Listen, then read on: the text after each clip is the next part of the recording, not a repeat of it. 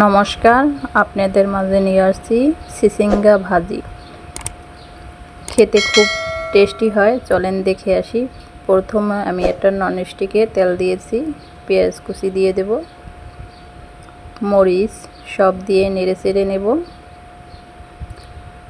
ভালো করে নেড়ে চেড়ে এর ভিতরে এখন লবণ, হলুদ দিয়ে নেড়ে চেড়ে নেব।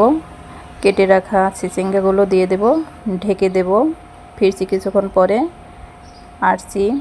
দেখেন এখন আমি একটা ডিম ভেঙে দেব, তাই ফাঁকা করে নিয়েছি। তেল দেব, তেল গরম হয়ে গেছে। এখন একটা ডিম দেব, ডিমটা ভালো করে এখন ভেজে নেব। টুকরো টুকরো করে কেটে নিচ্ছি, ডিমটা ভেজে নেব। ভাজা হয়ে গেছে, এখন মিক্স করে দেব। মিক্স করা হয়ে গেছে, নেড়ে চেড়ে নেব।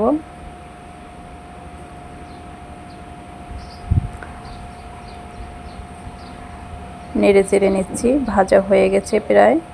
এখন এটাকে নামিয়ে নেব। নামিয়ে নিয়েছি। দেখেন দেখতে যেমন সুন্দর দেখাচ্ছে, খেতেও দুর্দান্ত হবে।